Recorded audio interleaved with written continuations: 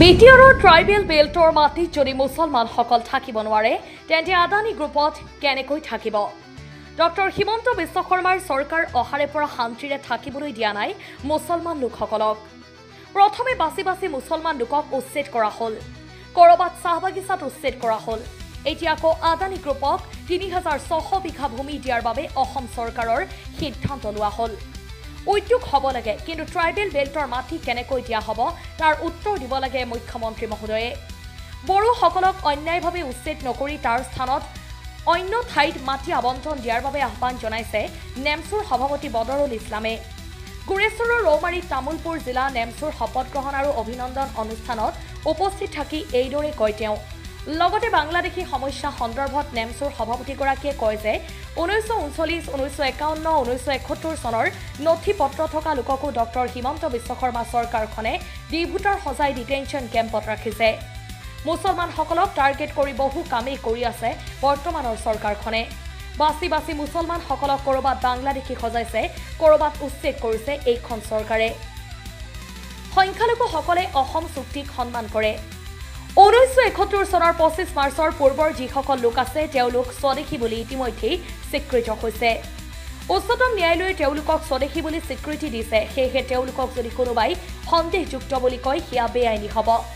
1971 চনৰ 25 মাৰ্চৰ পিছত যদি কোনোবা আহিছে তেওঁলোকক বহিষ্কাৰ কৰক, তাত নেমচুৰ কোনো আপত্তি নাই। ইয়াৰ বিপৰীতে অন্যায়ভাৱে ডিটেনশ্যন কেম্পত দিয়াসকলক উভতাই আনিবলৈ তেওঁ আহ্বান জনাইছে। টাৰ্গেট কৰি কৰি মুছলমানক হাৰাশাস্তি কৰা বন্ধ কৰক মুখ্যমন্ত্ৰীয়ে। তেওঁ যিদৰে হিন্দুসকলৰ বাবে মুখ্যমন্ত্ৰী তেনেকৈ মুছলমান, জৈন, খ্ৰীষ্টান সকলোৰে বাবে মুখ্যমন্ত্ৰী। সকলোকে সমান চকুৰে চাবলৈ তেওঁ মুখ্যমন্ত্ৰীগৰাকীক আহ্বান জনায়। মুছলমানক বদনাম কৰাৰ কাৰণে এটা তৃতীয় পক্ষই অহৰহ চেষ্টা চলাই আছে।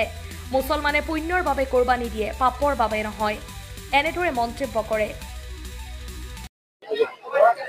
আজি তামুলপুৰ জিলা নেমচুৰ শপত গ্ৰহণ অনুষ্ঠানৰ লগতে বিভিন্ন খেল ধেমালি আৰু কৃতিমান ছাত্ৰ ছাত্ৰীক অভিনন্দন অনুষ্ঠান আছিলে।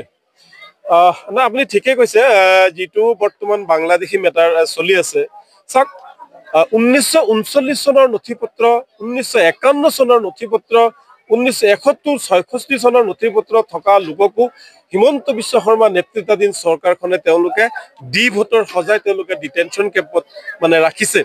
আচলতে এই চৰকাৰখনে মুছলমানসকলক টাৰ্গেট কৰি যিবিলাক কাম কৰি আছে, চাওক যদি ক'ৰবাত উচ্ছেদ কৰিছে সেই কামটো মুছলমানক বাছি বাছি তেওঁলোকে উচ্ছেদ কৰিছে, ক'ৰবাত বাংলাদেশী সজাইছে মুছলমানক বাছি বাছি উচ্ছেদ কৰিছে। কিন্তু আমাৰ কথা হ'ল, অসমৰ সংখ্যালঘু দল সংগঠনৰ কথা হ'ল যে আমি অসম চুক্তিক সন্মান কৰোঁ। 1971 চনৰ 25 মাৰ্চৰ পূৰ্বৰ যিসকল আছে তেওঁলোক যিহেতু আমি স্বদেশী বুলি স্বীকৃতি দিছোঁ, আমাক উচ্চতম ন্যায়ালয়ে এই কথাটো ৰায় দিছে, আৰু আমি যিসকলে অসম চুক্তি স্বাক্ষৰ কৰিছে আমি তেওঁলোকক ক'ব বিচাৰোঁ যে 1971 চনৰ 25 মাৰ্চৰ পূৰ্বৰ লোকসকল স্বদেশী লোকসকলক কোনোবাই সন্দেহযুক্ত বুলি যদি কয় সেইটো বেআইনী হ'ব। কোনোবাই যদি অন্যায় কৰে, হাৰাশাস্তি কৰে, সেইটো বেআইনী হ'ব। আৰু 1971 চনৰ 25 মাৰ্চৰ পাছত যদি কোনোবা আহিছে তেওঁলোকক বহিষ্কাৰ কৰক, আমাৰ কোনো ধৰণৰ আপত্তি নাই। গতিকে বৰ্তমান চৰকাৰখনে মুছলমানসকলক বাছি বাছি যিসকল লোকক ডিটেনশ্যন কেম্পত দিছে সেইসকলক উভতাই আনিব লাগে। কেন্দ্ৰীয় চৰকাৰে যেতিয়াৰ পৰা বাংলাদেশী অভিযান বাংলাদেশী হাতাব লাগে বুলি কৈছে, আমি স্বাগতম জনাইছোঁ। আমি বাংলাদেশী ৰক্ষক নহয়, অসম বাংলাদেশী চৰণীয়া পথাৰ নহয়, ডাষ্টবিন নহয়। কিন্তু সেই বুলি কোনোবাই বাংলাদেশী বুলি মুছলমান লোকসকলক স্বদেশী অত্যাচাৰ কৰিব, সেইটো কিন্তু হ'বলৈ দিয়া নহ'ব। তেওঁ হিমন্ত বিশ্ব শৰ্মা হওক আৰু কোনোবা হওক, গতিকে বাংলাদেশী তেওঁলোক খেদিব লাগে। 1971 চনৰ 25 মাৰ্চৰ পূৰ্বৰ যিসকল লোক আছে তেওঁলোকক কোনো ধৰণৰ অত্যাচাৰ হ'ব নালাগে আৰু হ'ব দিয়া নহ'ব। স্পষ্ট কথা, এইটো হ'ব দিয়া নহ'ব। আৰু হিমন্ত বিশ্ব শৰ্মা এই টাৰ্গেট কৰি কৰি মুছলমানক উচ্ছেদ কৰা, মুছলমানক বাংলাদেশী সজোৱা যিটো কাম আৰম্ভ কৰিছে, এজন সংবিধানৰ শপত খোৱা মুখ্যমন্ত্ৰী হয়, সংবিধানৰ শপত খোৱা ৰাইজৰ প্ৰতিনিধি হয়, তেওঁ হিন্দুৰ মুখ্যমন্ত্ৰী, তেওঁ মুছলমানৰ মুখ্যমন্ত্ৰী, তেওঁ জৈন খ্ৰীষ্টান সকলোৰে মুখ্যমন্ত্ৰী। গতিকে মুখ্যমন্ত্ৰী ডাঙৰীয়াক অনুৰোধ জনাইছোঁ যে আপুনি জাতিগতভাৱে সাম্প্ৰদায়িকভাৱে মুখ্যমন্ত্ৰী নহ'ব, আপুনি আমাৰ সকলোৰে মুখ্যমন্ত্ৰী, আপুনি সকলোকে সমান চকুৰে চাব লাগে। অসমখনক অশান্ত কৰাৰ কাৰণে এটা তৃতীয় পক্ষ খুব লাগি আছে। হিন্দু মুছলমানৰ সংঘাত হওক, কোনোবাই তাতে ৰাজনৈতিক লাভালাভ কৰক। চাওক, এই যিটো কুৰবানী গৈছে, মুছলমানসকলে বা ইছলাম ধৰ্মৰ লোকসকলে কুৰবানী কিয় দিয়ে? চাওক, আমি এই যে গৰীব দুখীয়া মানুহ আছে, সেই দুখীয়াসকলক আমি দান কৰোঁ, আমি ত্যাগ কৰোঁ।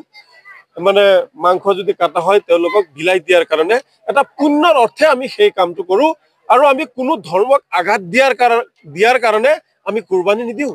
আমি কাৰোবাক কষ্ট দিয়াৰ কাৰণে, কোনোবা ধৰ্মক আঘাত দিয়া, কোনোবা মন্দিৰত পেলাই দিয়াৰ কাৰণে, নামঘৰত পেলাই দিয়াৰ কাৰণে আমি এইবোৰ কাম মুছলমানে নকৰে।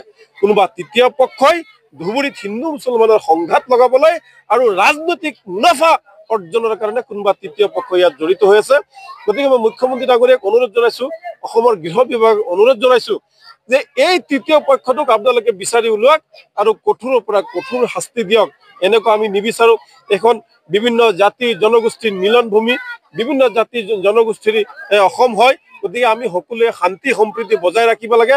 যোনে কৰিছে এনেকুৱা ধৰণৰ অপ্ৰীতিকৰ কাম কোনেও কৰিব নালাগে।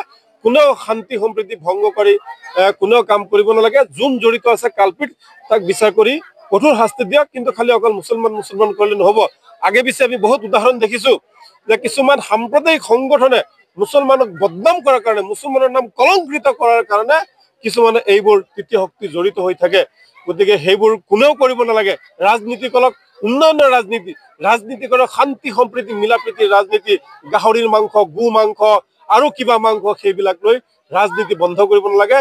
এইবোৰ সমাজৰ ক্ষতি কৰে, অন্যায় কৰে। মানুহৰ জীৱনটো দুদিনীয়া। এই দুদিনীয়া জীৱনত সকলোকে শান্তি সম্প্ৰীতি হিচাপে আৰু ভাৰতবৰ্ষৰ দৰে এখন গণতান্ত্ৰিক দেশৰ নাগৰিক হিচাপে সকলোকে শান্তিপূৰ্ণভাৱে জীয়াই থাকিবলৈ দিয়ক। যেতিয়া অসমত হিমন্ত বিশ্ব শৰ্মা নেতৃত্বাধীন চৰকাৰ আহিল, এই মানুহখিনিক শান্তিৰে থাকিব দিয়া নাই। প্ৰথমে বাছি বাছি মুছলমান লোকসকল উচ্ছেদ কৰিলে। তাৰপিছত আপোনাৰ বৰাক ভেলীত চাহ বাগিচাত উচ্ছেদ কৰা হ'ল। এতিয়া আদানী গ্ৰুপক ৩৬০০ বিঘা ভূমি অসম চৰকাৰৰ কেবিনেটত সিদ্ধান্ত লৈ তেওঁলোকে এই মাটি দিয়াৰ কাৰণে চিন্তা চৰ্চা কৰিছে। চাওক, ইণ্ডাষ্ট্ৰী হ'ব লাগে। ইণ্ডাষ্ট্ৰী হ'লে আমাৰ ল'ৰা ছোৱালীসকলে, অসমৰ ল'ৰা ছোৱালীসকলে তাতে সংস্থাপন পাব বা তাতে কাম কৰিব। কিন্তু এইটো বিষয়ে মই ক'ব বিচাৰো যে য'ত মানুহৰ ক্ষতি নহয়, বিটিআৰত বহুত ভূমি আছে, এনে চন পৰি আছে, জংঘল হৈ আছে, কাম কৰা নাই। আৰু এইটো ট্ৰাইবেল বেল্টৰ মাটি হয়। ট্ৰাইবেল বেল্টৰ মাটিত যদি মিয়াসকল থাকিব নোৱাৰে, মুছলমানসকল থাকিব নোৱাৰে, তেওঁলোকক উচ্ছেদ কৰা হয়, তেতিয়াহ'লে আদানী কেনেকে থাকিব? এই প্ৰশ্নৰ উত্তৰ লাগে মোক চৰকাৰৰ পৰা। ট্ৰাইবেল বেল্টৰ মাটি আদানীক কেনেকে দিব? আদানী কেনেকে তাৰ কৰ্তৃত্ব হ'ব? কেনেকে কিনি পাব? কোনটো আইনৰ জৰিয়তে এই মাটিটো কিনিবলৈ পাবে? তাৰ বাবে মুখ্যমন্ত্ৰীৰ পৰা মই জানিব বিচাৰিছো। গতিকে মই সেই অঞ্চলৰ ৰাইজৰ লগত জড়িত আছো। আমি নেমচুৱে সেই অঞ্চলৰ ৰাইজৰ আমি থিয় দিছো। আৰু মুখ্যমন্ত্ৰীয়ে হওক বা বিটিআৰ গভৰ্ণমেণ্টে হওক, সদায় ৰাইজৰ স্বাৰ্থত গুৰুত্ব দি মোৰ অনুৰোধ যে তাৰ পৰা ঠাইটো পৰিৱৰ্তন কৰি বেলেগ ঠাইত দিব লাগে এই মানে আদানী গ্ৰুপক।